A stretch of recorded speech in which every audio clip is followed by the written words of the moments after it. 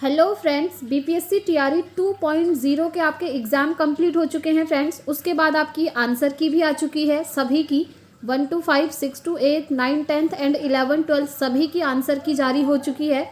उसके बाद क्वेश्चन में आपत्ति करने की भी आपकी डेट आ चुकी है और जिन स्टूडेंट्स ने ऑब्जेक्शन करना था क्वेश्चंस को लेकर के उन्होंने करा भी है।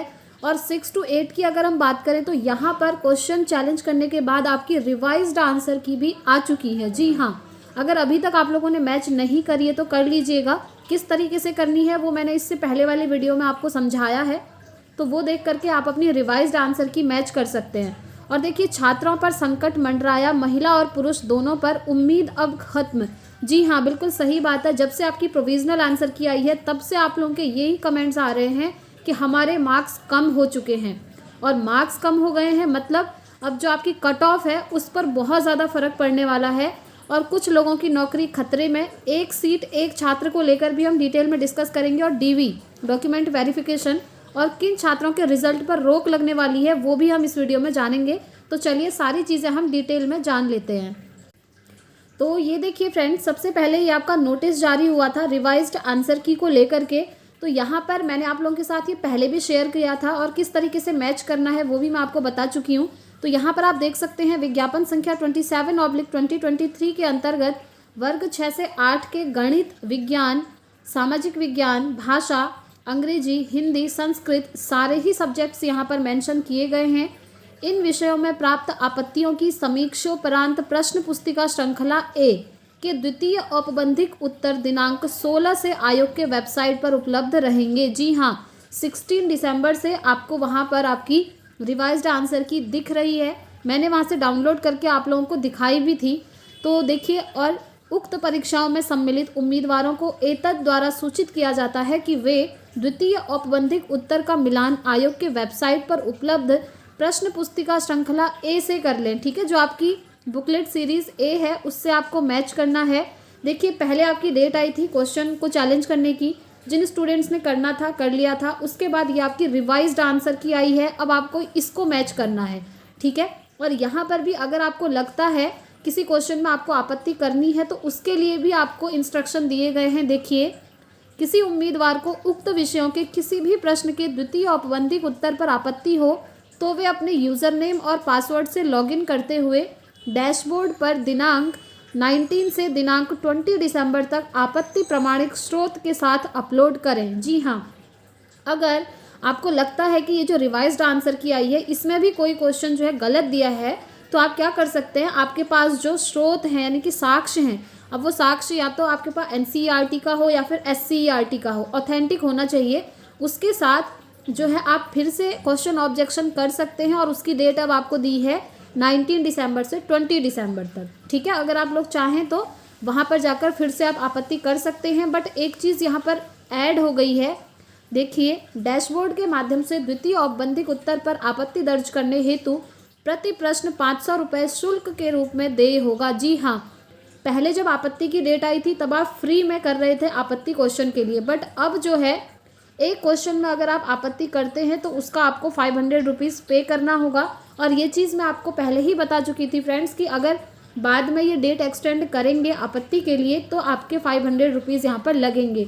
और इनका नोटिस अभी सीधा यही आया है। ठीक है, ईमेल अथवा स्पीड पोस्ट के माध्यम से किया गया आपत्ति स्वीकार्य नहीं होगा, ऑनलाइन ही करना है। द्वितीय औपबंधिक उत्तर में जिन प्रश्नों पर निर्धारित तिथि तक कोई आपत्ति प्राप्त नहीं हुई तो उन उत्तरों को निर्विवाद रूप से आदर्श उत्तर माना जाएगा और तत्पश्चात इन प्रश्नों पर भविष्य में कोई आपत्ति विचारणीय नहीं होगी। इसीलिए अगर आपको चाहिए अभी आपत्ति करना तो आप 20 दिसंबर तक कर लीजिए। उसके बाद अगर इस डेट तक आप नहीं करते तो वही आंसर ये लोग मानेंगे। ठीक है, यही चीज़ इन्होंने कहा है। अब देखिए, एक चीज़ और है, जब से आपका ये रिवाइज्ड आंसर की आई है ना तब से आप लोगों के काफ़ी सारे कमेंट्स आ रहे हैं और कमेंट्स ये आ रहे हैं कि मेरे मार्क्स कम हो गए हैं। मैक्सिमम स्टूडेंट्स का यही है कि मेरे 2 मार्क्स कम हो गए हैं, किसी के 4 कम हो गए हैं, किसी के 5 कम हो गए हैं, किसी के 3 मार्क्स कम हो गए हैं। वो इसलिए फ्रेंड्स क्योंकि पहले जब इन्होंने आंसर की भेजी थी उसमें काफ़ी सारे क्वेश्चन के आंसर गलत दिए थे, बट अभी सही किए हैं तो आप लोगों के मार्क्स जो है यहाँ पर कम हो गए हैं।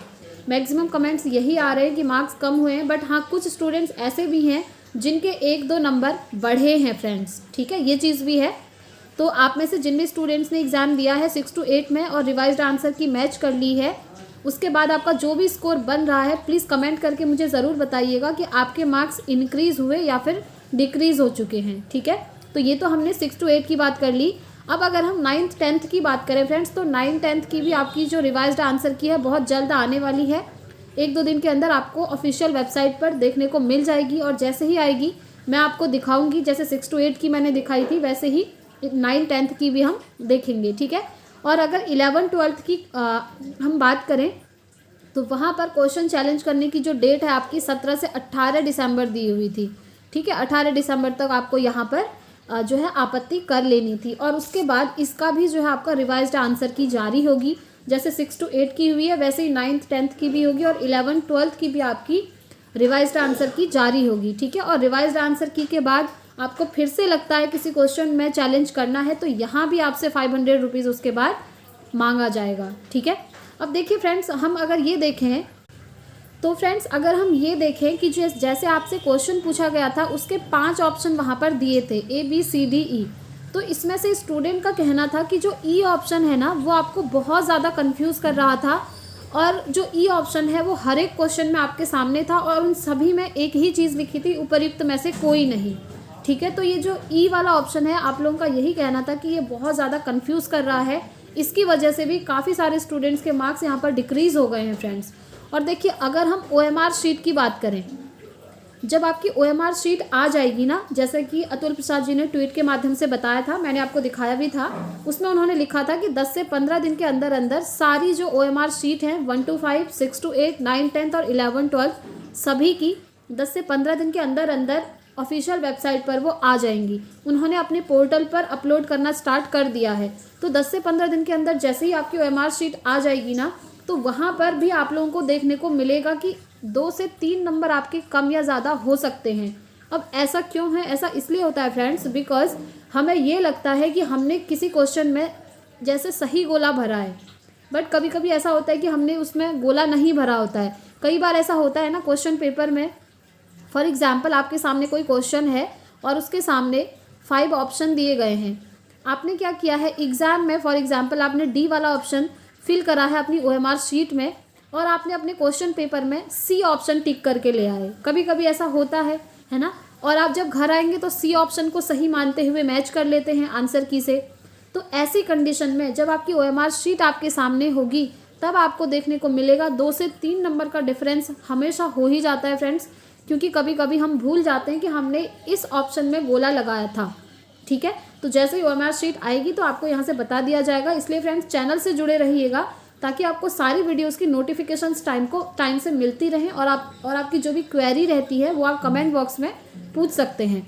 अब देखिए 2 से 3 नंबर का डिफरेंस अगर आपकी OMR शीट में होता है तो जो आपकी कट ऑफ है वहाँ पर भी चेंज देखने को मिलेगा। इसीलिए मैंने बोला कि महिला और पुरुष का मतलब मेल और फीमेल सभी का जो कट ऑफ है अब उसमें बहुत ज़्यादा डिफरेंस देखने को मिलेगा।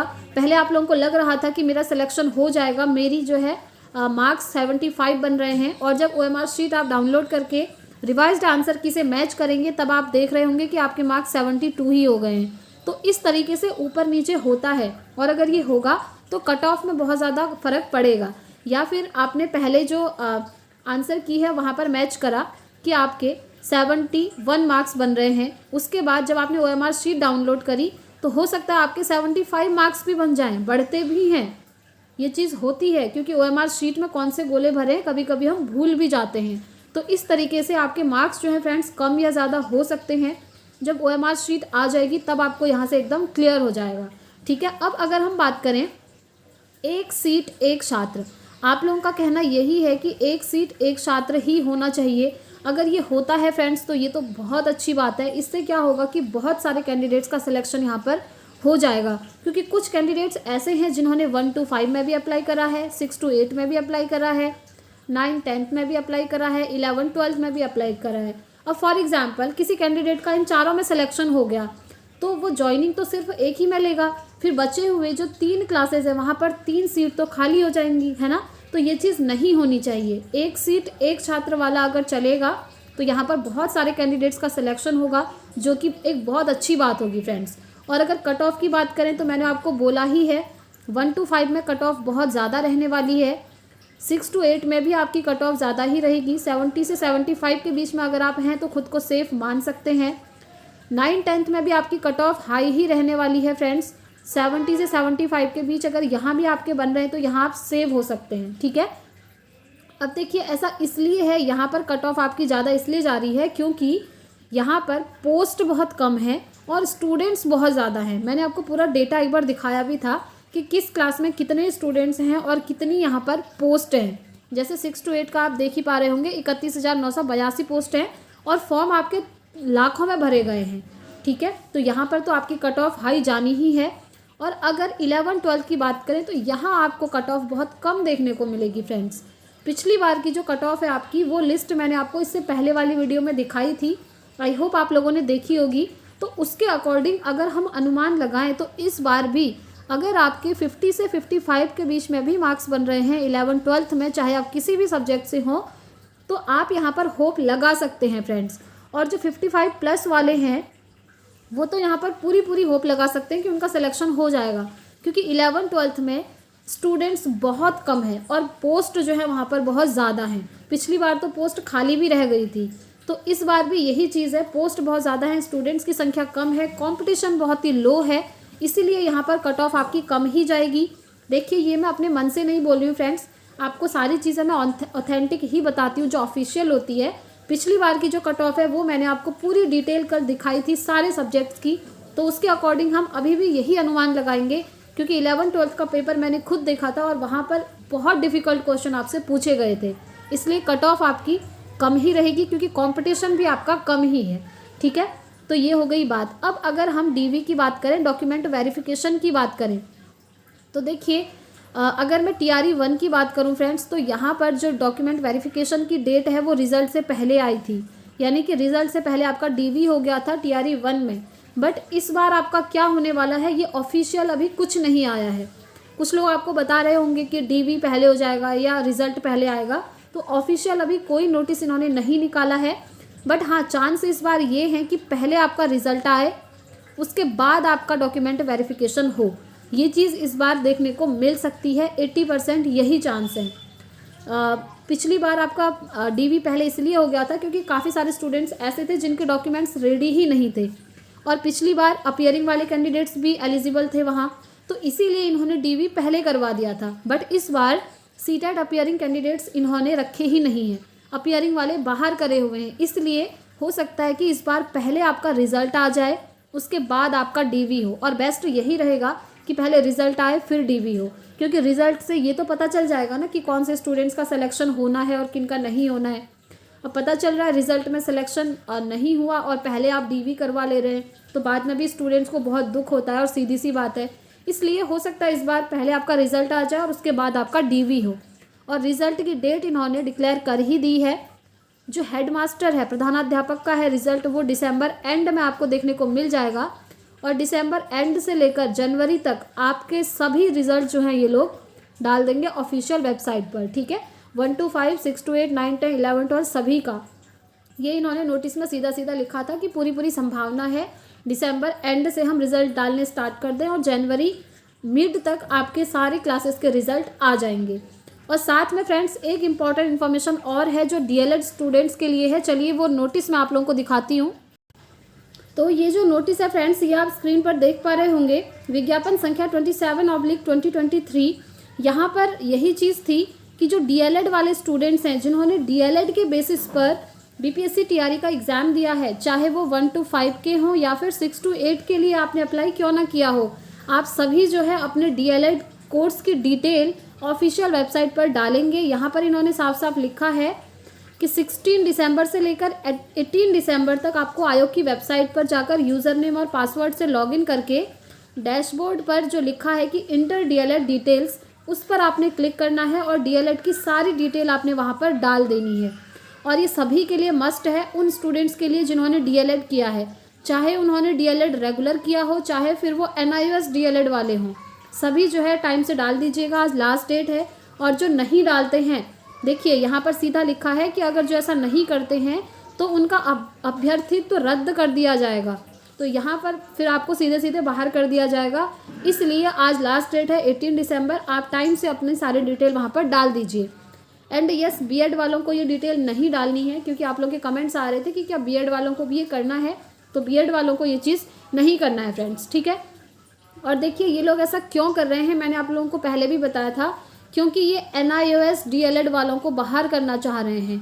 ये छांटना चाह रहे हैं कि कौन से स्टूडेंट्स NIOS DLED वाले हैं और कौन से रेगुलर हैं। और NIOS DLED वाले भी सभी बाहर नहीं होंगे। जिन स्टूडेंट्स ने 2017 से पहले NIOS DLED किया है वो यहाँ पर वैलिड होंगे, मान्य होंगे। और 2017 के बाद जिन स्टूडेंट्स ने NIOS DLED किया है तो उनके ऊपर संकट के बादल छाने वाले हैं फ्रेंड्स, ठीक है। तो देखते हैं ऑफिशियल अपडेट क्या आती है, जैसे ही आएगी आपको यहाँ से इन्फॉर्मेशन मिलती ही रहेगी। तो इस वीडियो में इतना ही रखते हैं फ्रेंड्स, मिलेंगे अब हम नेक्स्ट वीडियो में नेक्स्ट अपडेट के साथ। Thanks for watching.